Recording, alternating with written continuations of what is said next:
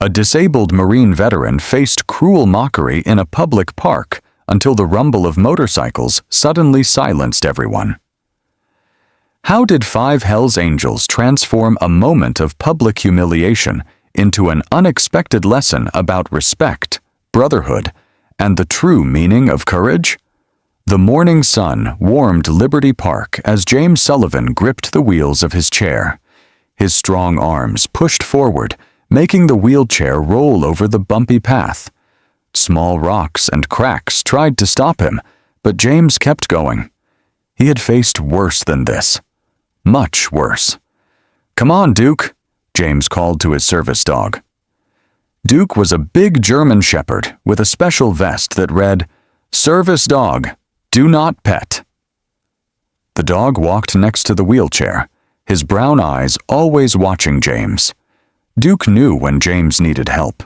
He could sense pain before James even felt it. James breathed in the fresh air. It smelled like cut grass and the hot dogs from the small stand near the playground. Kids laughed as they ran and climbed. Moms sat on green benches, talking and keeping watch. This park was 5 miles from James's small apartment. It took him almost an hour to get here on good days. Today was a good day. The pain in his legs, the legs that weren't there anymore, wasn't as bad as usual. 2 years, James whispered to Duke.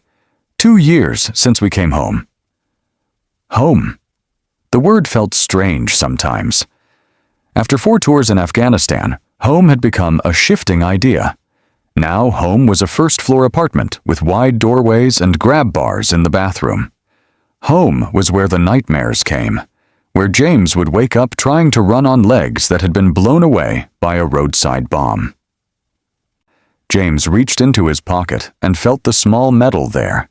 His fingers traced the shape he knew by heart. His father's Purple Heart. Dad had made it back from Vietnam with all his body parts, but something in his mind had never really returned. "At least I understand you now, Dad," James often thought. The path curved around a small pond where ducks swam in lazy circles. James stopped to watch them. A mom and her little girl tossed breadcrumbs from a bench nearby. The little girl, maybe 4 years old with braids and a pink dress, pointed at Duke. "Doggy," she said, her eyes wide. "That's a special helper dog," the mom explained. Then she looked at James, her eyes dropping to where his jeans were folded and pinned below his knees.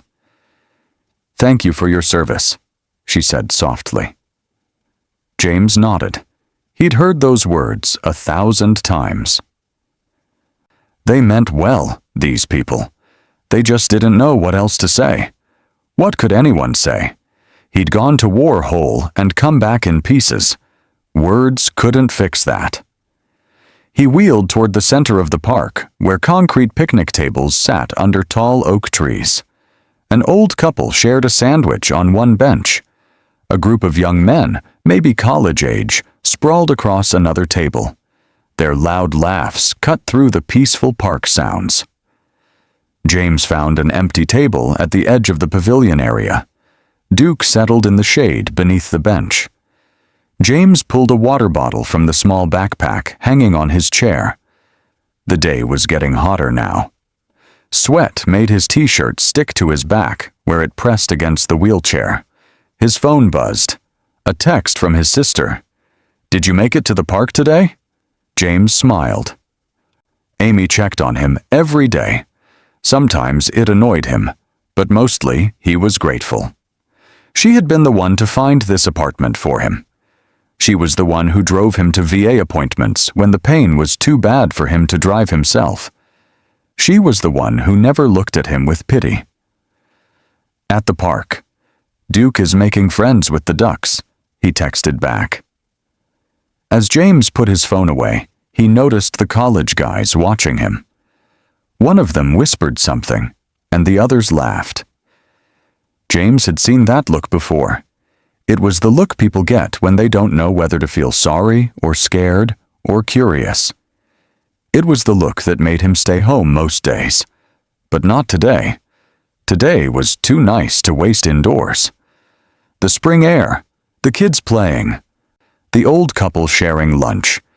These simple things felt like gifts after months of hospital rooms and rehab centers.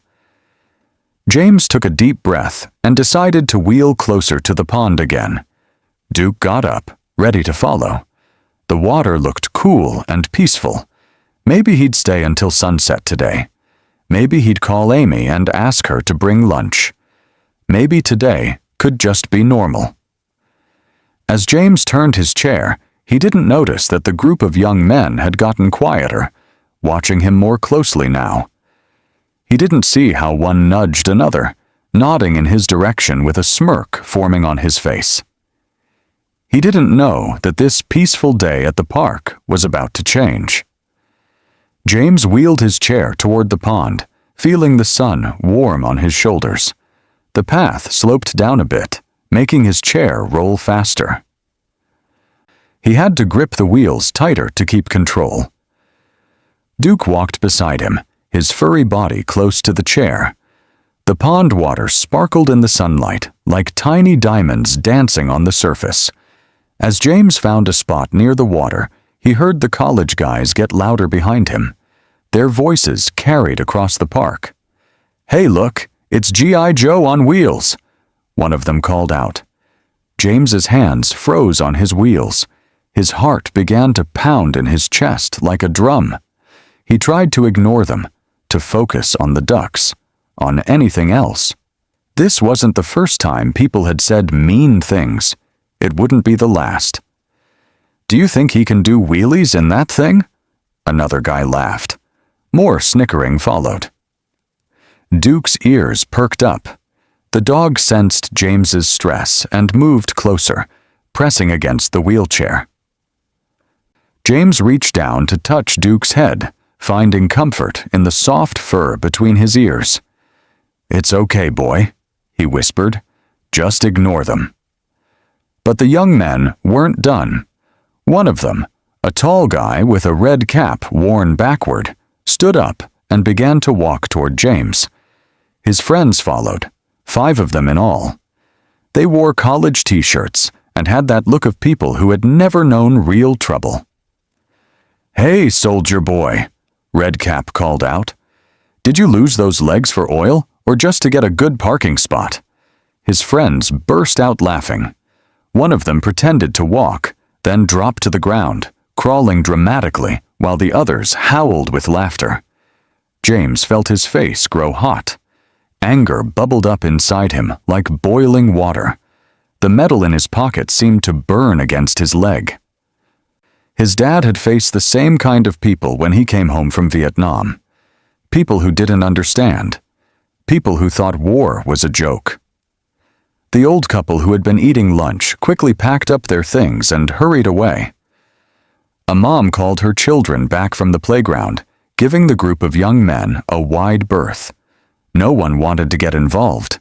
No one ever did.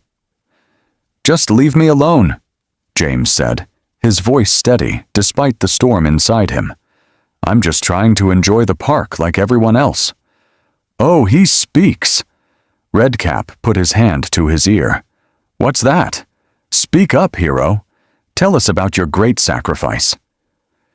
James closed his eyes for a moment. In his mind, he was back in Afghanistan. The hot sun beating down, the weight of his gear, his team moving through a village. Then the flash, the noise, the world turning upside down. He remembered waking up in a field hospital, the doctors' faces telling him everything before they said a word. He opened his eyes. The park was still there. Duke was still beside him. And these young men, with their cruel smiles, were still waiting for him to react. "You don't know what you're talking about," James said quietly. "You don't know anything about sacrifice." "Oh," they mocked in unison. Redcap put his hand on James's wheelchair. "Nice ride," he said, giving the chair a small push. "Government issue," Duke growled low in his throat. The dog's body tensed, ready to protect James. but James put his hand out, signaling Duke to stay calm. "Duke, no," he commanded. The last thing he needed was for Duke to bite someone. They would take his service dog away. Without Duke, the nightmares would be unbearable. Without Duke, James might never leave his apartment again. Other people in the park were staring now. Some looked away in shame. Others watched with wide eyes, like they were seeing a car crash about to happen. A little boy pointed, and his father quickly took his hand and led him away. "Is the doggy going to save you?" another guy taunted. This one had a small beard and sunglasses pushed up on his head. Better keep him on a leash before animal control takes him away. James felt trapped. If he tried to leave, they might follow. If he stayed, the taunts would get worse. His peaceful day at the park was ruined. His safe place wasn't safe anymore. "I fought for your right to be jerks," James said, anger making his words sharp.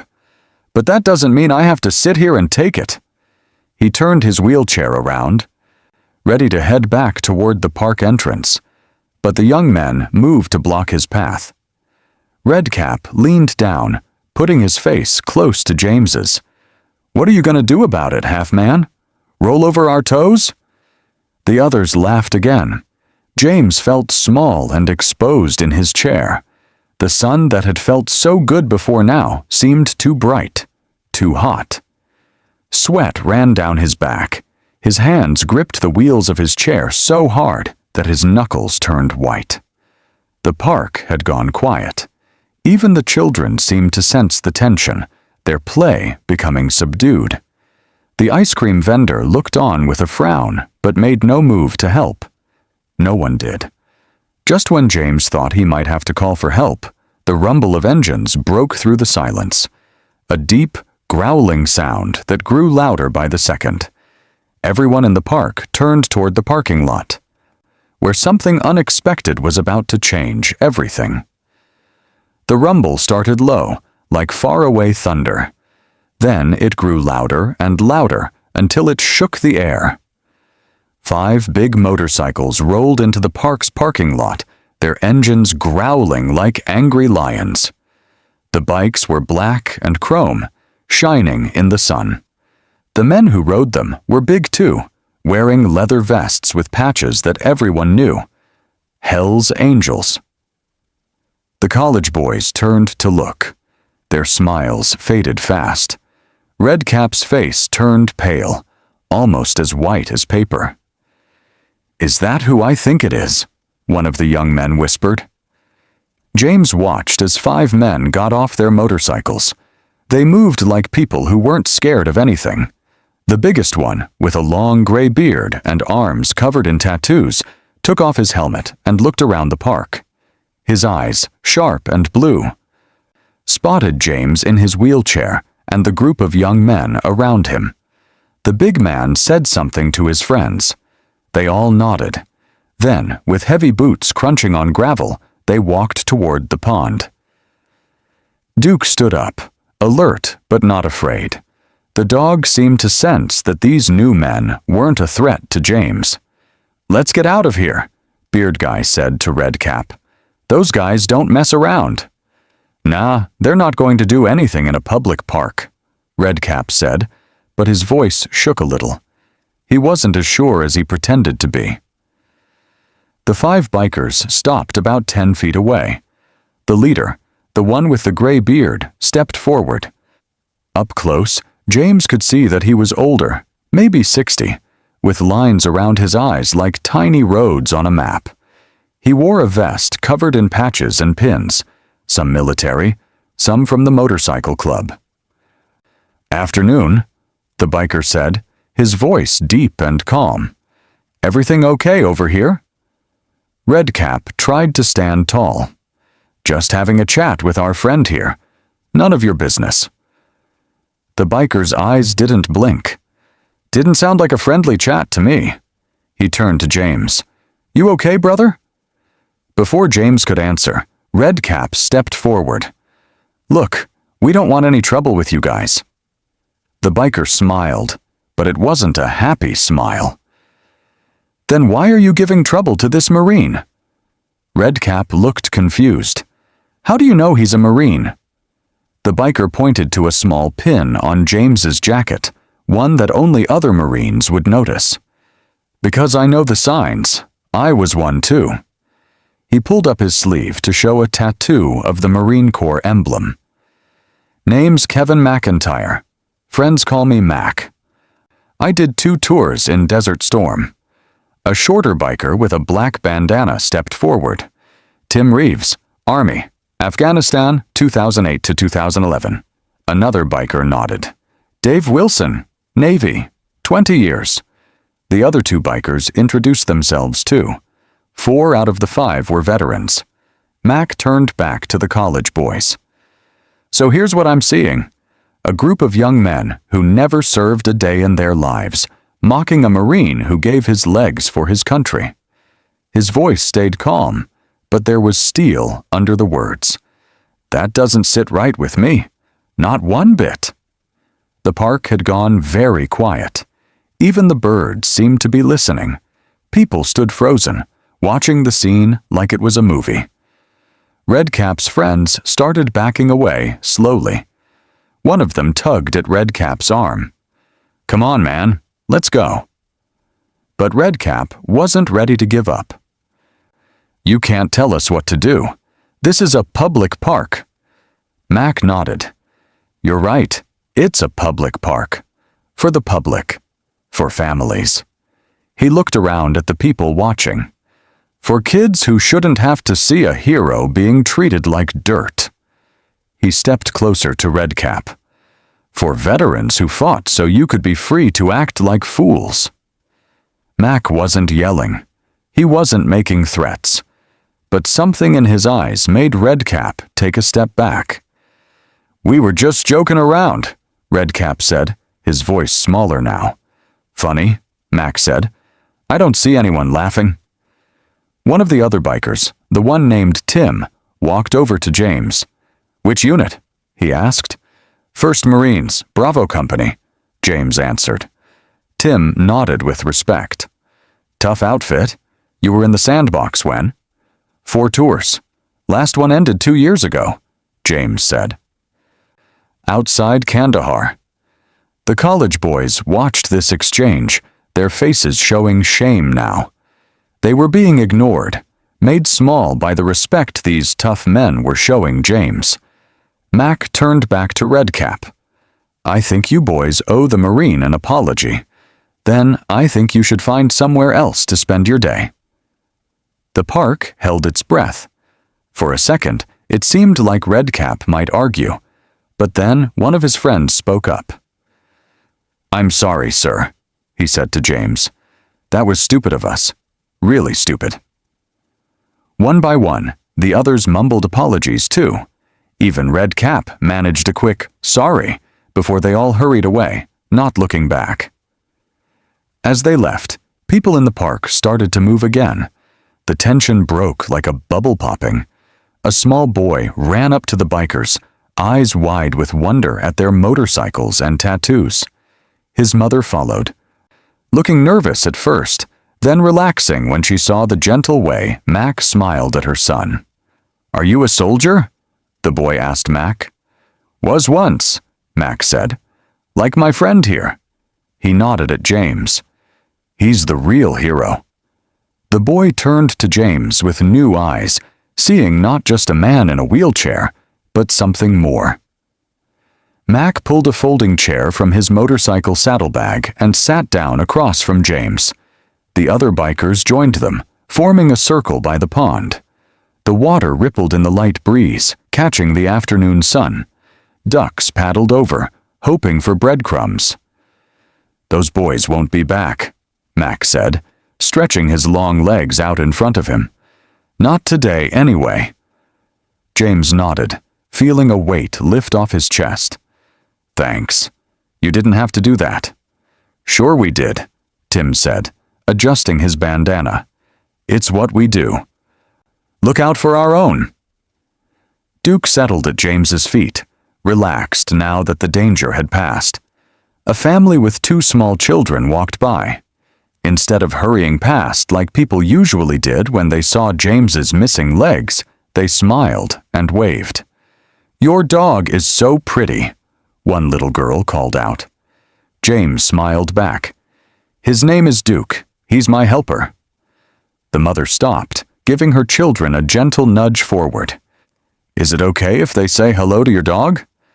Usually, James would say no. Duke was working, but today felt different. "Just for a minute," he said. "Duke, say hi." Duke sat up straight, his tail wagging as the children carefully patted his head. They giggled when he licked their hands. "Are you really a soldier?" the boy asked, looking at James with big eyes. "I was a Marine," James said. "Now I'm just James. You're never just anything after you've served," Mac said.